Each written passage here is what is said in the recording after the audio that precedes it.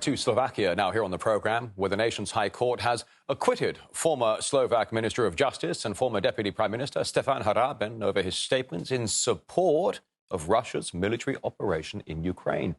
He says the court case dragged on for years amid intense pressure, but despite the odds stacked against him, justice has finally been served.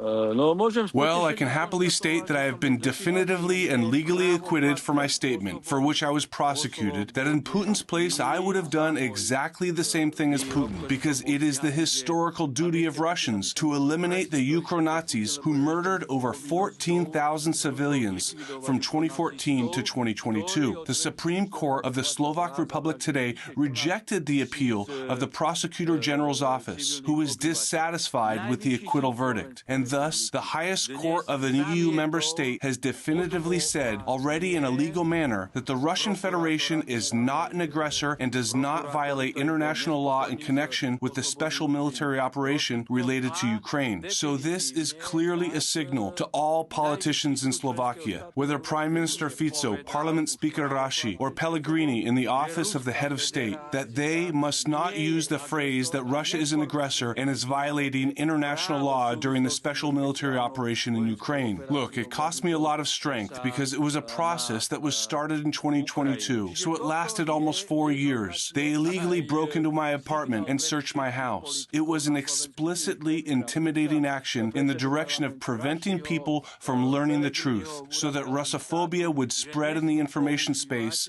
about the Russian nation as a bloodthirsty, aggressive population. So I perceive all of this with satisfaction. This process was not so much about me as about the former president of the Supreme Court, but about whether freedom of expression will apply here or not, and whether they will impose on us official opinions that are produced by the collective Anglo-Saxon West, and which are obviously false, untrue, and misleading the public. Here in the European Union, there is already such an environment as in Germany under Goebbels. They thought that through this prolonged prosecution, they would eventually break me as a person and simply give up, and thus demonstrate to the public the conclusion that it is true that Russia is an aggressor. Even Harabin said so they failed to do this, and the long criminal proceedings were aimed specifically at this result.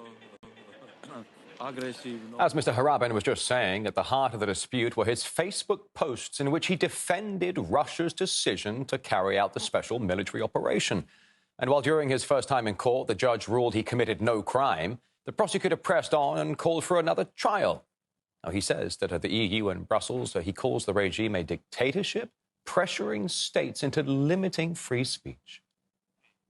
You know, the EU says that it is a space of freedom of expression, the right to free movement of goods and services. But the EU is a dictatorial association in the sense that if you dare to tell the truth about the real situation, they will start persecuting you and even fining you and so on. This is a worse dictatorial regime than it was before 1989, whether in Slovakia or in the Soviet Union. I don't even consider these politicians from Western Europe to be politicians.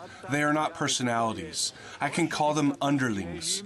Whatever the American policeman or tutor orders them to do, they do. And they even do what is against themselves. This type of politician or leader is acceptable or possible at a time when there is no crisis. But when society in the world or a certain part of the planet is in crisis, such personalities are simply not capable of really leading their states, their countries, to any positive result.